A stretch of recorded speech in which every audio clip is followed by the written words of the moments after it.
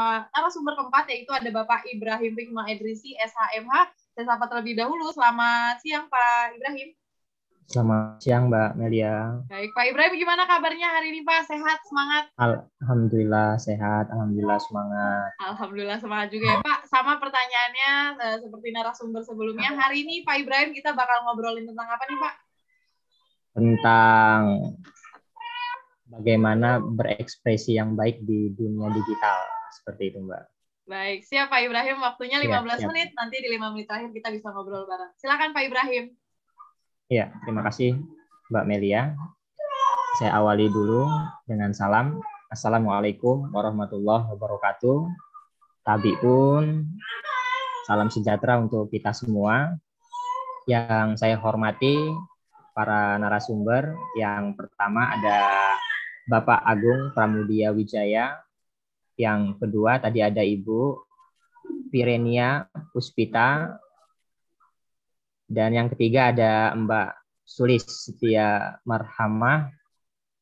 Terus ada Key Opinion Leader, Mbak Liani. Ada Mbak Moderator, Mbak Melia Fajrin. Serta para Bapak Ibu, para mahasiswa, mahasiswi, peserta webinar literasi digital bagi tenaga didik dan anak didik di era digital yang berbahagia. Ini mohon maaf nanti kalau misalkan ada suara-suara yang berisik, ini saya lagi di ruang publik seperti itu. Terus juga pakai hotspot kalau misalkan putus-putus agar bisa dimaklumi Bapak Ibu. Jadi dahulu.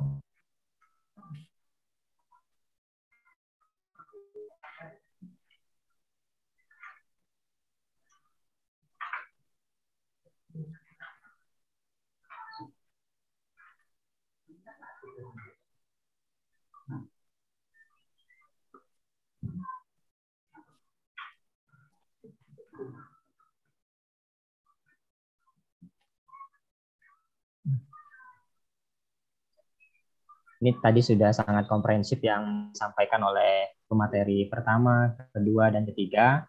Saya akan menambahkan saja seperti itu. Hari ini yaitu literasi digital bagi tenaga didik dan anak didik di era digital. Nah, sebelum saya masuk ke sub saya, memahami batasan dan kebebasan berekspresi di dunia digital, saya ingin berbicara tentang etika digital sendiri. Di mana etika digital atau yang disebut dengan netiquette seperti itu ialah suatu interaksi ya atau suatu aturan seperti itu yang dimiliki individu untuk berinteraksi antara individu atau kelompok lainnya. Di sini yang memang menjaga nilai-nilai atau norma-norma yang hidup di masyarakat. Jadi jangan sampai kita bernetiket ini, tetapi kita tidak menggunakan etika kita seperti itu. Jadi kalau etika sendiri, ya kan, di dunia nyata dan bernetiket, ya kan, itu di internet yang menggunakan dunia digital seperti itu. Nah, jadi kita harus menjaga seperti itu lisan kita ataupun tulisan kita. Kalau di dunia nyata mungkin tadi mulutmu harimaumu, tetapi kalau di dunia digital ya kita sebagai pengguna internet, warganet ya kan, jarimu yaitu harimaumu seperti itu. Baik Bapak Ibu, saya akan lanjutkan materinya.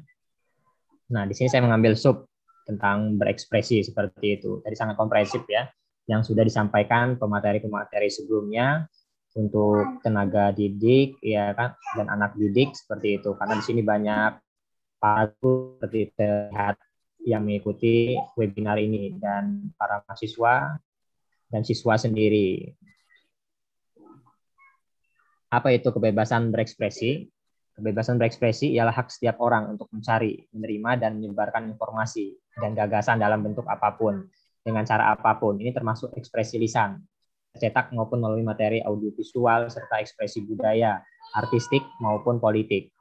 Hak ini juga berhubungan dengan kebebasan berserikat, yaitu hak membentuk dan bergabung dengan kelompok, perkumpulan, serikat pekerja, atau partai politik, serta kebebasan berkumpul secara damai seperti ikut demonstrasi damai atau pertemuan publik. Kebebasan berekspresi juga mendukung hak asasi manusia seperti hak atas kebebasan berpikir, berkeyakinan, dan beragama. Nah, kenapa saya menyampaikan kebebasan berekspresi? Karena itu memang sudah diatur seperti itu di regulasi yang ada. Misalkan konsep modern kebebasan berekspresi yang kita kenal saat ini diatur dalam pasal 19 ayat 2 Konvenan Internasional tentang hak-hak sipil dan politik yang telah diratifikasi pemerintah Indonesia. Setiap orang berhak atas kebebasan berekspresi. Hak ini termasuk kebebasan untuk mencari, menerima, dan menyebarkan informasi dan gagasan dalam bentuk apapun. Secara lisan, tertulis, atau di media cetak, dalam bentuk karya seni atau melalui media lain pilihannya, seperti itu. Terus juga di dalam konstitusi kita ya, di UUD 45 Undang-Undang 1945 itu diatur juga seperti itu. Pasal 28E ayat 3. Setiap orang berhak atas kebebasan berserikat, berkumpul, dan mengeluarkan pendapat. Pasal 28F Undang-Undang 1945.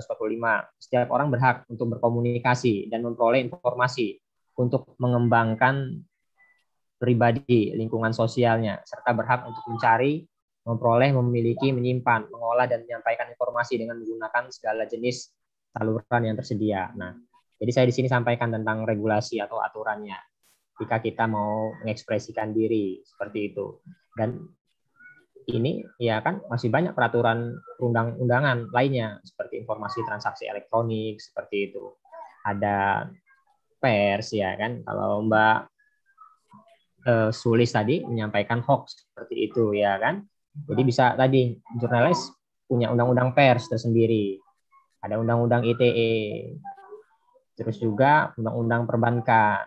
Jadi jangan sampai misalkan ada dari warganet pengguna internet di antara kita takut seperti itu ya kan, bermedia sosial, bersosmed ya kan, mau aktif nanti takut salah kata misalkan dalam bentuk tulisan ya kan di sosmednya, takut apa seperti takut komentar dan seterusnya. Nggak apa-apa ketika kita tidak melanggar dan merugikan orang lain, tidak melanggar aturan hukum yang ada, itu tidak masalah, nggak apa-apa. Saya lanjutkan. Nah, kita masuk di pamflet ini ya kan, bisa dilihat pasar smartphone Indonesia. Jadi ternyata Bapak Ibu, Indonesia ini merupakan pasar smartphone Indonesia terbesar ya, ketiga di Asia Pasifik.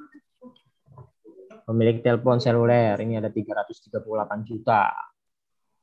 Jumlah penduduk 255 juta. Jadi setiap orang ini memiliki atau mempunyai pegawai itu lebih dari 2 seperti itu.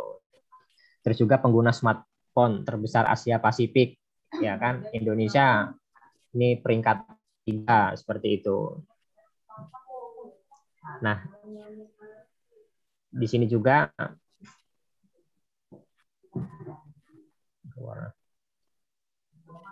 para pengguna internet ya atau warganet, netizen yang di Indonesia ternyata menurut survei ya kan dari Indonesia baik.id seperti itu, warganet ini berselancar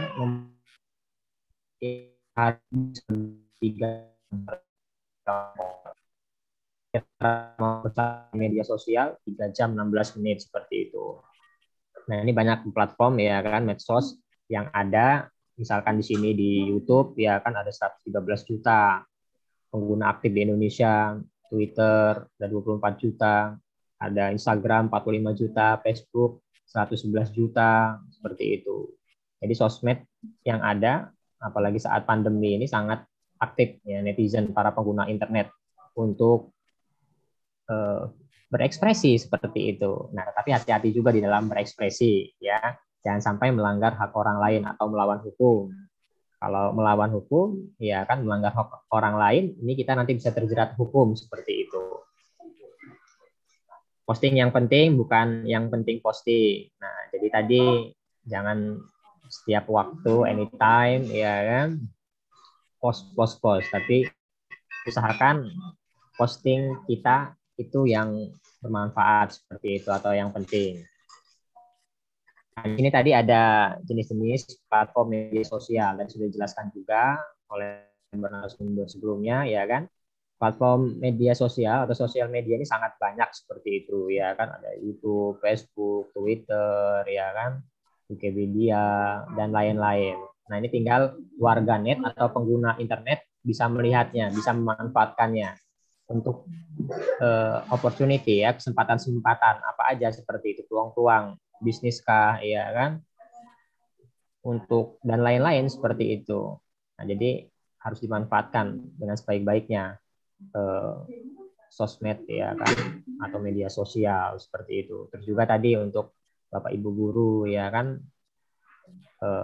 generasi baby boomer istilahnya, ya kan, Gen X, Y, Z seperti itu. Milenial saat ini kita harus melek digital.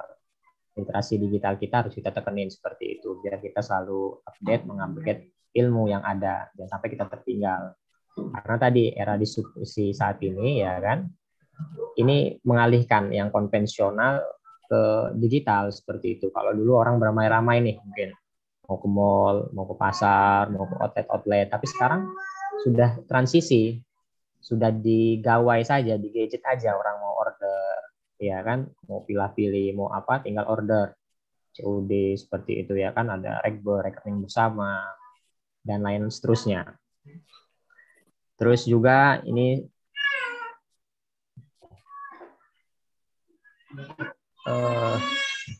berdasarkan fitur dan kegunaannya, ya kan,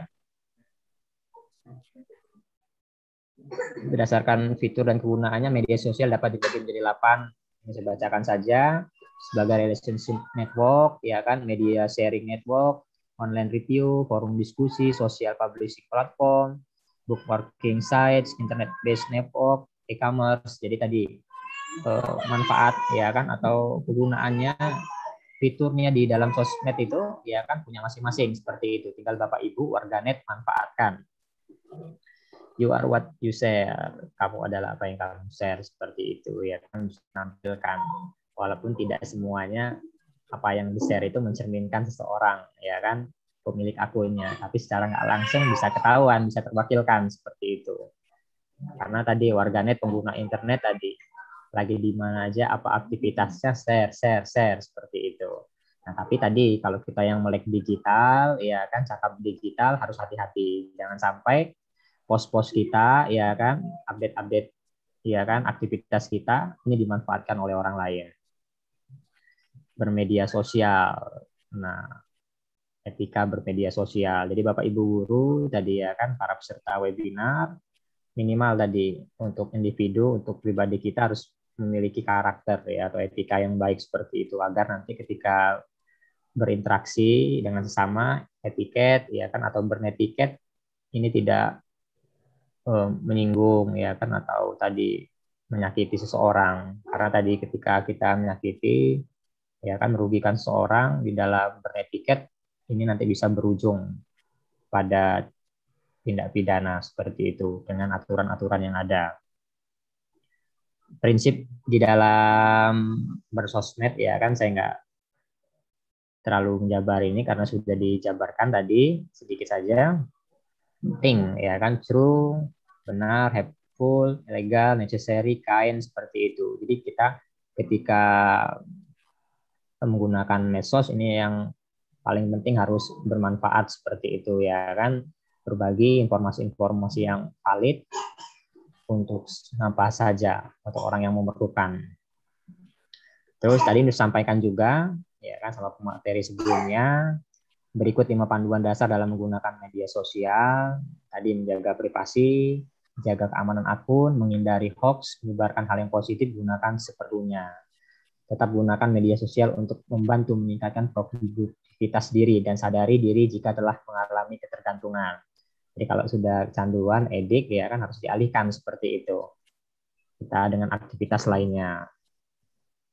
Etiket di media sosial. Nah, ini, ya kan, harus menghindari lah. Ketika ada hal-hal yang tidak diinginkan di medsos, jangan sampai kita terprovokasi seperti itu, ya kan. 6 hal yang penting dilakukan di dalam media sosial. Jangan sampai terprovokasi kita. Terus jangan curhat masalah pribadi, ya kan, dan seterusnya. Ini 3 tips sederhana penggunaan medsos, ya kan. Pak Ibrahim, izin untuk waktunya 5 menit terakhir, Pak. Siap, Mbak. Saya akan percepat, Mbak. Sharing dulu, baru sharing, seperti itu. Tantangan di medsos, hoax tadi, ya kan, jadi kita harus teliti, verifikasi sebagai pengguna internet, warganet, kita harus selektif seperti itu, melihat informasi-informasi yang ada. Terus di sosial media atau dunia digital ternyata banyak juga seperti itu, ya kan, kriminalitas, misalkan penipuan berkedok jual beli online, pembajakan akun media sosial, prostitusi online, ya kan, penculikan, pemerkosaan, penggelapan. Jadi walaupun dulu ya konvensional seperti itu yang diatur dalam KUHP, misalkan ada penculikan, pemerkosaan, penggelapan, itu KUHP, ya kan. Tapi tadi bergeser ke dunia digital saat ini, dan itu ada regulasinya sendiri. Yuk mengenal hukum perundangan dalam bermedsos. Ya, jadi saya ingin, ya kan, regulasi-regulasi dalam dunia digital sangat banyak, ya kan, ada undang-undang PES, ya kan, ada undang-undang ITE, perbankan, seperti itu, perlindungan anak, dan seterusnya. Jadi tujuan undang-undang ITE sendiri mencerdaskan kehidupan bangsa sebagai bagian dari masyarakat informasi dunia. 2, mengembangkan perdagangan dan perekonomian nasional dalam rangka meningkatkan kesejahteraan masyarakat. 3, meningkatkan efektivitas dan efisiensi pelayanan publik. Yang keempat, membuka kesempatan seluas-luasnya kepada setiap orang untuk memajukan pemikiran dan kemampuan di bidang penggunaan dan pemanfaatan teknologi informasi seoptimal mungkin dan bertanggung jawab. Yang kelima, memberikan rasa aman, keadilan, kepastian hukum bagi pengguna dan penyelenggaraan teknologi informasi. Jadi adanya regulasi, adanya aturan hukum ini memberikan kepastian hukum, kemanfaatan, dan keadilan. Ini harus ditekenin seperti itu ya. Nah, terus juga tadi di Undang-Undang ITE ini sendiri, ini sangat banyak, ya kan. Nah, di sini saya ingin ambil aja perbuatan yang dilarang ya.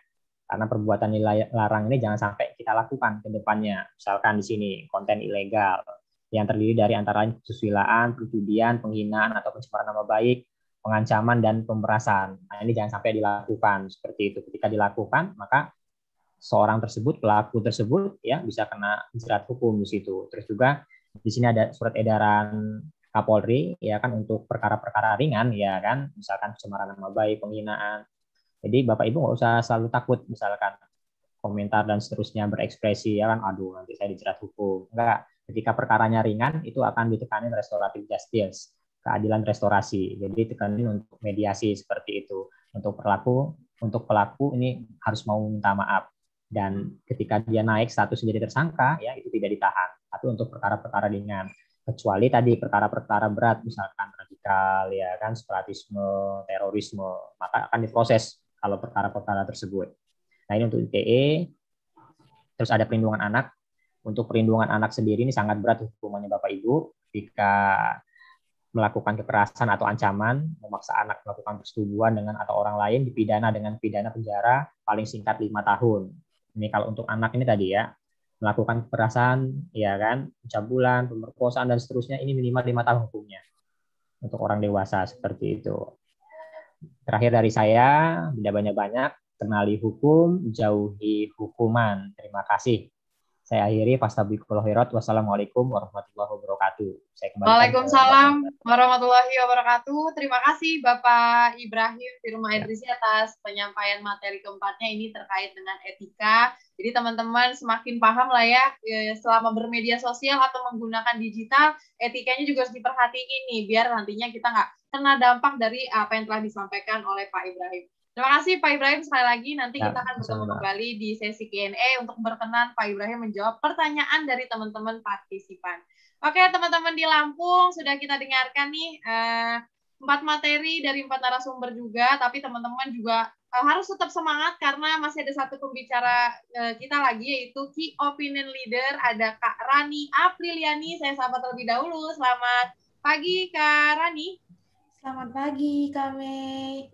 Baik, Kak Rani, gimana kabarnya hari ini, Kak? Sehat? Sehat-sehat, Alhamdulillah. Semoga nih semua yang join masih semangat ya. Baik. Kak Rani, ini posisinya lagi di daerah Jakarta atau di mana, Kak? Di Jakarta, Kak. Oh, berarti Kak Rani juga kena PPKM ya, Kak ya? Ngerasain PPKM juga nih. Baik. Masih bisa berkegiatan di luar rumah atau full 100% di kegiatannya di rumah, Kak Rani, atau seperti apa? Kalau penting-penting aja sih keluar rumah. Oke, Kak Rani silakan nanti kalau dipaparkan aja langsung opininya. Nanti kalau ada waktu sisa kita bisa ngobrol-ngobrol bareng. Silakan Kak Rani. Baik, terima kasih Kak Mei. Sebelumnya terima kasih untuk Kominfo dan juga Siberkreasi sudah memberikan kesempatan kepada saya untuk bergabung dan join di Juminar kali ini. Nah, di sini saya akan memberikan opini saya terhadap narasumber yang tadi ya, ada Pak Agung, Ibu Virinia, Ibu Sulis, dan juga Pak Ibrahim. Sejujurnya saya dapat banyak ilmu sih dari materi-materi yang tadi disampaikan dari pembicara-pembicara kita, karena materinya bagus-bagus banget. Dan di sini saya berlaku sebagai content creator atau bisa disebut juga mungkin influencer, tapi jangan bayangkan influencer yang besar-besar seperti Raffi Ahmad ataupun Atta Halilintar seperti itu ya teman-teman. Jadi memang di sini saya masih micro influencer. Nah, di sini mungkin saya mau beropini tentang penggunaan media sosial untuk hal yang positif bagi konten kreator dan influencer itu seperti apa.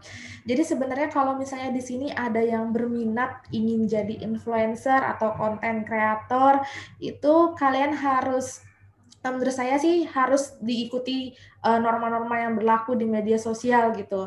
Karena untuk menarik penonton atau menarik orang untuk follow atau menyukai konten yang kita buat, tentunya kita harus sharing hal-hal yang bermanfaat tentunya dan juga yang positif. Jadi tadi berkaitan dengan materi yang Pak Agung sampaikan.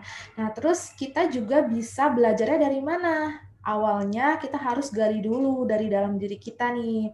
Kita tuh passionnya di bagian apa, di bidang apa, terus kita sukanya mengerjakan apa. Contohnya kalau saya pribadi ini saya di bagian atau di bidang kesehatan dan juga kecantikan, bidang beauty and healthy gitu. Nah, mungkin kalau di sini teman-teman ada yang suka di bidang otomotif atau food atau mungkin fashion. Nah, itu bisa digali dulu dalam diri kalian gitu, sukanya bagi passionnya di bidang apa, lalu kalian coba mulai membuat kontennya gitu. Tapi tetap harus yang di-sharing itu kontennya yang positif dan juga bisa menginspirasi banyak orang gitu. Terus kalau misalnya merasa aduh bingung nih mau belajar di mana, terus juga belajar ke siapa. Nah, tadi tuh dari Bu Virienia ini sudah menyampaikan ya, banyak banget sekarang lembaga-lembaga pelatihan online. Misalnya tadi yang disebutkan sama Ibu, ada website-websitenya, atau kalau saya pribadi sih memang belum pernah ya belajar di website-website yang tadi Ibu sebutkan. Kalau saya lebih langsung belajar ke komunitas yang bersangkutan atau yang saya sukai gitu, di bidang yang saya sukai. Jadi langsung terjun belajar ke komunitas yang komunitas beauty misalnya gitu. Atau ntar kalau misalnya teman-teman mau join komunitas otomotif gitu, misalnya seperti itu. Bisa langsung belajar cara membuat kontennya seperti apa, equipment yang dibutuhkan seperti apa, itu bisa banget.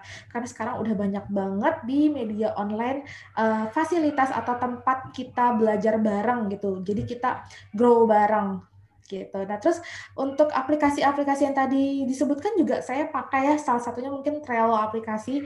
Jadi kalau saya berhubungan sama klien, kontak sama klien bisa lewat Trello aplikasi itu. Jadi kita bisa update kegiatan-kegiatan kita. Jadi nggak ada alasan untuk kita berhenti belajar mengajar pada saat pandemi gini ataupun belajar mengajar pada di era digital gini. Jadi tetap bisa dilakukan, sangat bisa dan bahkan malah memudahkan. Karena justru mempersingkat waktu kita. Kalau kita harus belajar ketemu tatap muka kan butuh waktu di perjalanan misalnya contohnya gitu.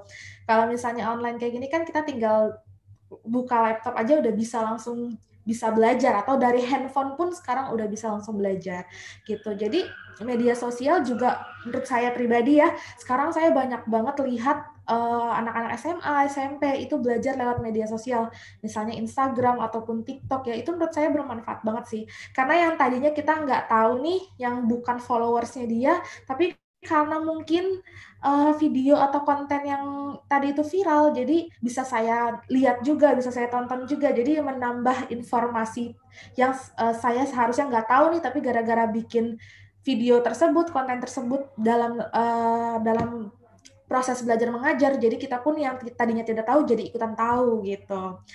Terus kalau untuk tentang hoax nih, wah ini kalau hoax ini di dunia konten kreator itu atau di dunia influencer nih kental banget nih gitu, karena dikit-dikit hoax, dan kita ini dituntut untuk lebih aktif kan. Kalau influencer itu di media sosial dituntut untuk lebih aktif atau lebih cepat gitu, lebih gercep mendapatkan informasi.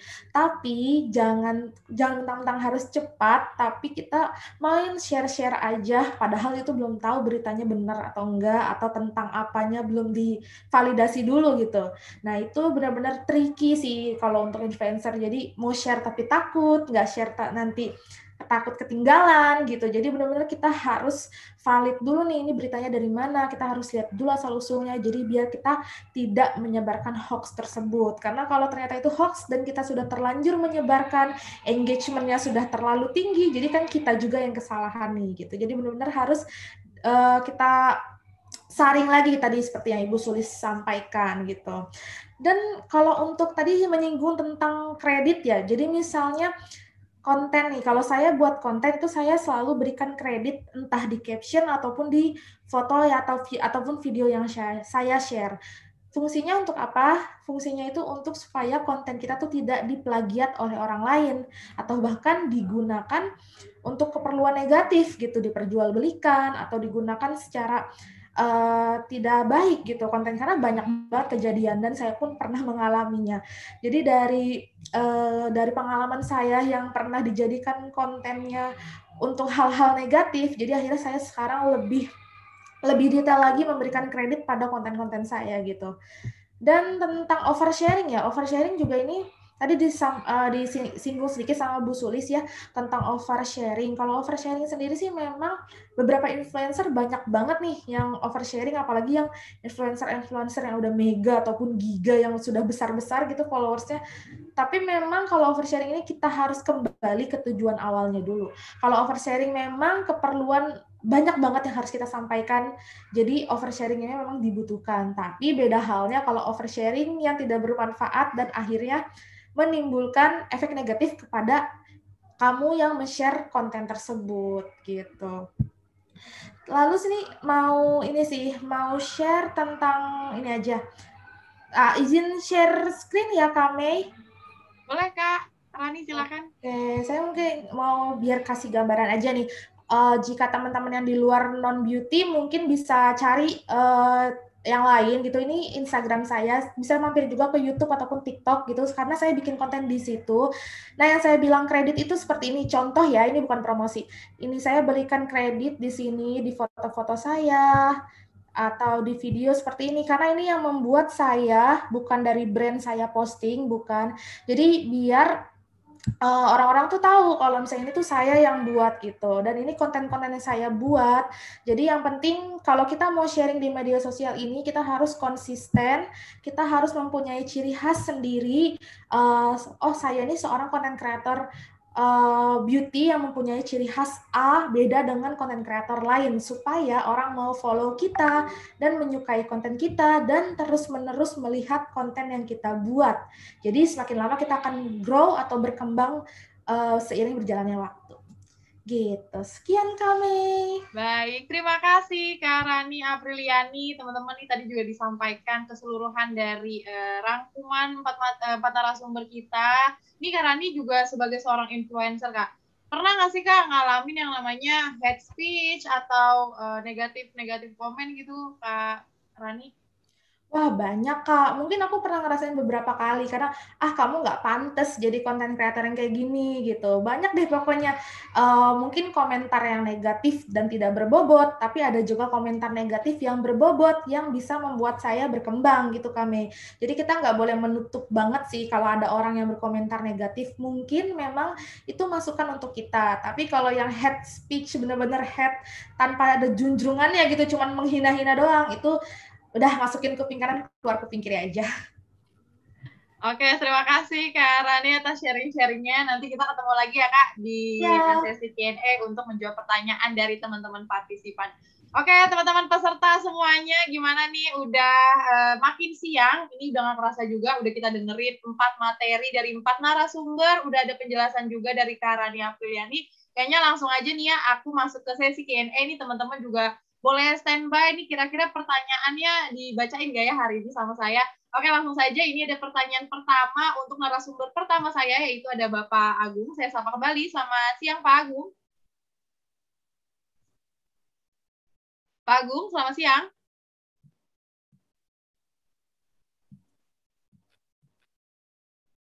Suaranya belum terdengar ya, Pak ya?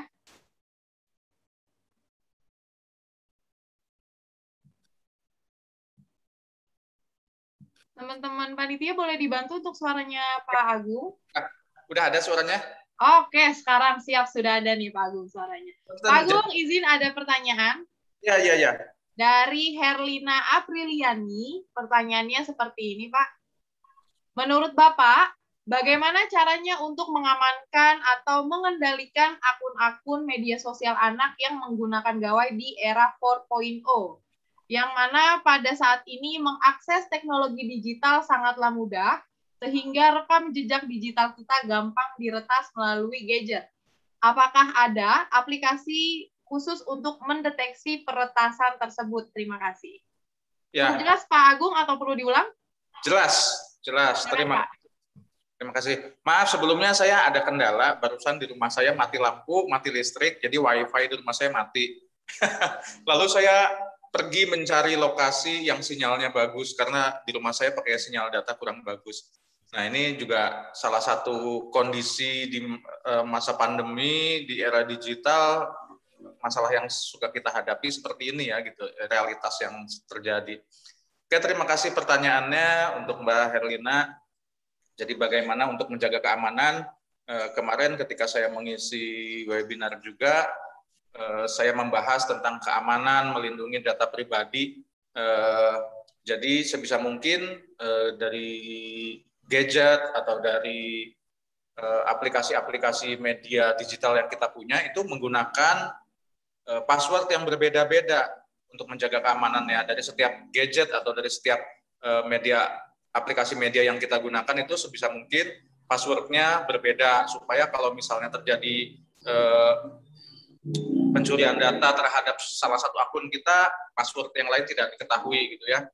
Nah, lalu selanjutnya menggunakan password yang susah untuk ditebak. Biasanya harus menggunakan kombinasi huruf besar, huruf kecil, juga dikombinasi dengan angka atau simbol. Nah, ini harus cari password yang susah, yang kemungkinan sulit untuk ditebak oleh orang lain.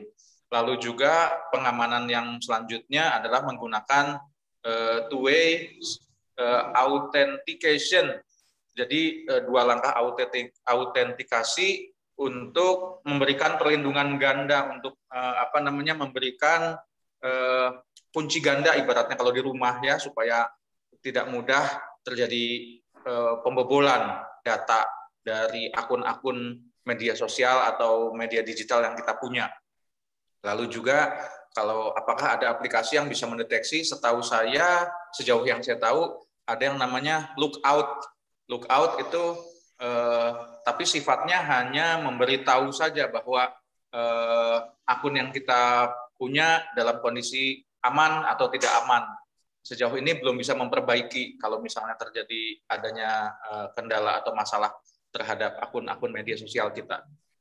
Mungkin begitu jawaban dari saya, Mbak. Terima kasih. Baik, terima kasih Bapak Agung atas jawabannya. Semoga terbantu terjawab pertanyaan dari Herlina Apriliani. Saya juga izin Pak Agung untuk berpindah ke pertanyaan yang kedua, yang ditujukan untuk narasumber kedua, yaitu Ibu Dr. Virinia Puspita. Saya sapa kembali. Selamat siang, Bu Nia. Selamat siang, kami. Iya, Bu Nia, izin ada pertanyaan dari Awaludin. Pertanyaannya seperti ini, Bu. Saat ini jejak digital sangat berpengaruh terhadap kehidupan seseorang. Contohnya, apa yang kita tulis di sosial media beberapa tahun lalu menjadi bumerang untuk kita saat mencari pekerjaan. Jika tulisan kita kurang baik, pertanyaannya, bagaimana cara kita bebas berekspresi di media sosial tanpa harus takut dengan stigma akan susah mencari pekerjaan ke depannya? Baik, mungkin saya kaitkan dengan apa yang saya bahas sekarang ya. Jadi begini, kita tahu semuanya bahwa jejak digital itu bukan hanya sulit tapi sebetulnya hampir tidak bisa dihilangkan gitu ya. Tapi gimana tuh kalau udah telanjur? Nah, kalau udah telanjur, coba dimonitor, kemudian dihapus, atau minta orang lain yang sudah terlanjur untuk menghapus kalau bisa. Nah, itu udah lewat nih, nggak apa-apa. Sekarang, masalahnya kita itu sebagian besar dari perusahaan itu meng-hire atau memberhentikan orang itu dari media sosialnya. Jadi dia ngelihat media sosial kita itu sesuai nggak dengan visi misinya mereka, sama nggak visinya, gitu. Terus kemudian media sosial kita ngomongin yang jelek-jelek nggak?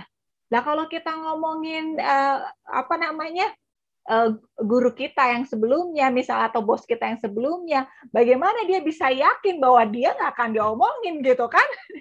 Gimana dia bisa yakin, oh dia nggak bakal ngomongin saya nih. Jadi harus hati-hati gitu. Bahkan sekedar curhat, wah dia kebanyakan curhat nih, ngeluh mulu gitu kan. Ngeluh mulu, jangan-jangan nanti kalau di kerjaan saya, dia ngeluh juga nih. Terus ngeluhnya di media sosial, jadi kebuka semuanya. Atau kebanyakan ngomong, saya lagi kesini, saya lagi gini, yang nggak perlu-perlu diomongin. Nanti perusahaan tuh juga ngeliat nih, oh kalau nggak perlu-perlu diomongin, bermulut besar gitu ya, big mouth gitu ya. Kemudian jangan-jangan nanti nih di tempat kita dia kerja juga gitu juga sama gitu. Jadi rahasia perusahaannya keluar semua gitu. Jadi butuh kehati-hatian dan terus untuk monitor gitu jejak digital kita, karena bisa saja bukan kita yang posting, tetapi teman kita, orang lain yang posting gitu ya. Jadi selalu dimonitor. Kalau bisa diperbaiki secepatnya gitu ya. Kemudian ganti dengan hal-hal yang positif. Misalnya karya kita nih. Tadi saya sudah sampaikan bahwa ini bisa karya di di media sosial kita. Nah, itu nanti dilihat tuh oleh perusahaan. Oh, dia bisa ya buat kayak gini di medsosnya dia gitu. Oh, di Instagramnya dia pernah buat video kayak gini loh. Oh, dia di Instagramnya dia pernah buat testimoni begini. Dia pernah buat seperti ini, misalkan karya tari-tarian gitu. Dia pernah nari terus diposting. Oh, dia bisa ya nari ya gitu. Atau sebagai MC misalnya gitu ya. Kayak Melia gitu ya. Ternyata dia bagus tuh MC gitu. Wah, langsung dipakai. Wah, ternyata begini. Nah, jadi posting lah hal-hal yang kemungkinan gimana nanti kalau kita ngeliat 10 tahun ke depan, kita ngeliat postingan kita, itu kita gimana? Kita bangga atau jadi kita selalu memikirkan nanti 10 tahun ke depan, kalau saya lihat postingan saya, akan gimana? Gitu. Atau 5 tahun ke depan, akan gimana nih? Saya malu nggak sama postingan saya? Saya akan bangga nggak? Ini akan menaikkan nggak karir saya ke depannya? Begitu. Terima kasih. Baik, terima kasih Ibu Nia atas jawabannya. Semoga terbantu terjawab pertanyaan dari Awaludin. Nih diingetin juga sama Bu Nia, kita harus selalu berhati-hati dalam memposting sesuatu biar kedepannya juga tidak menjadi dampak negatif seperti ya Bu Nia. Baik, betul. Baik, terima kasih Bu Nia. Saya izin langsung berpindah ke pertanyaan ketiga nih teman-teman. Yang ditujukan untuk narasumber ketiga yaitu Ibu Sulis. Saya sapa kembali. Selamat siang Bu Sulis. Ya, siang. Baik Bu Sulis, izin ada pertanyaan dari Ismi Sujastika. Pertanyaannya seperti ini Bu. Bagaimana caranya agar anak-anak usia SD di lingkungan kita itu juga bisa memahami bahwa berita yang beredar adalah berita hoax. Dan mereka tahu bahwa berita yang nggak benar itu tidak boleh disebarluaskan atau dipercayai. Adakah tips kami sebagai guru atau orang tua dalam mendampingi anak-anak dalam menangkal berita hoax? Seperti itu Bu Sulis, perlu diulang atau sudah cukup? Cukup. Baik, ya, silakan Ibu. Spesifik ya, anak SD, masih kecil banget. Jadi nggak bisa disamain dengan mungkin yang usia SMP atau bahkan SMA. Jadi dalam hal ini, kalau pendapat saya pribadi, perlu pendampingan orang tua. Anak saat ini sudah dibekali dengan gadget untuk proses pembelajarannya. Dalam hal ini, ketika anak mungkin mengakses gadget tersebut, ada momen ketika dia menerima informasi yang mungkin tidak seharusnya dia terima. Disinilah peran orang tua, sesibuk apapun orang tua, adalah garda terdepan untuk terus mendampingi anak. Pastikan orang tua tidak hanya sekedar memberi gadget, tapi juga memperhatikan apa sih sebenarnya yang dilihat anak. Terlebih, kita bisa mengoneksi ya antara gadget yang dipakai anak ke orang tua untuk kita pengawasan gitu kan, pembimbingan walaupun kita tidak di dekat anak seperti itu perlu dimasifkan. Apalagi anak usia SD ya, meskipun di usia SMP atau SMA mungkin yang didapatkan lebih kompleks lagi, tapi setidaknya dari dini itu mulai harus ditekankan. Baik, terima kasih Ibu Sulis atas jawabannya. Semoga terjawab pertanyaan dari Ibu Ismi Sujastika. Memang tadi sudah disampaikan Bu Sulis tidak boleh sekedar dikasih HP ya Bu ya, tapi orang tua juga wajib mendampingi anak-anak mereka. Baik, langsung saja saya juga izin berpindah ke pertanyaan selanjutnya, yaitu pertanyaan keempat yang ditujukan untuk narasumber keempat saya, yaitu ada Bapak Ibrahim Hikmah Idrisi. Saya sapa kembali. Selamat siang Pak Ibrahim. Selamat siang Mbak Mil. Baik. Pak Ibrahim, izin ada pertanyaan dari Tarmizi. Pertanyaannya seperti ini, Pak. Masyarakat menggunakan internet lebih dari 8 jam sehari, dan selama penggunaan tersebut kita banyak sekali mendapati berbagai macam berita di sosial media. Ada berita positif dan ada berita yang negatif juga. Pertanyaannya, bagaimana sebaiknya etika kita dalam bermedia digital ini agar aman dan kita tidak ikut serta menyebarkan berita-berita yang negatif? Ya, terima kasih Mbak Mil. Ini langsung dijawab ini Mbak Mil. Silakan Pak, langsung dijawab aja. Ya, terima kasih pertanyaan atas Tarmizi, ini sangat bagus seperti itu ya kan. Jadi memang warganet pengguna internet ini sangat masif ya. Terus juga untuk menggunakan internet, ini timernya ini sangat banyak, waktunya ini sangat banyak seperti itu.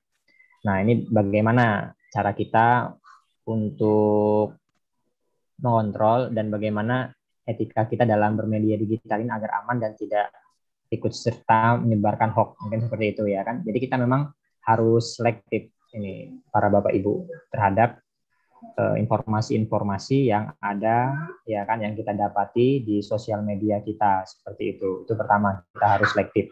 Terus yang kedua, kita memang harus hati-hati ketika ya kan posan, jangan merugikan orang lain, dan yang kedua jangan melawan hukum. Melawan hukum di sini ya merupakan ada aturan, misalkan ada undang-undang ITE, ya kan, ada undang-undang PERS, ada undang-undang perlindungan anak. Di situ ada kategori pelanggaran dan kejahatan. Kita melakukan perbuatan tersebut. Nah, itu kalau bisa diusahakan dihindari, ya kan, perbuatan melawan hukum itu. Ketika kita tidak melakukan perbuatan melawan hukum, dan yang kedua kita tidak merugikan orang lain, insya Allah kita aman di dalam bersosmed seperti itu, Mbak Melia. Mungkin saya rasa cukup. Mungkin terjawab juga lah pertanyaannya itu, seperti itu. Baik, terima kasih Bapak Ibrahim atas jawabannya. Semoga terjawab pertanyaan dari Pak Tarmizi. Saya juga izin langsung aja berpindah nih Pak Ibrahim untuk pertanyaan yang selanjutnya, yang kelima, yang ditujukan untuk Key Opinion Leader. Tapi sebelumnya saya sapa kembali. Selamat siang Kak Rani.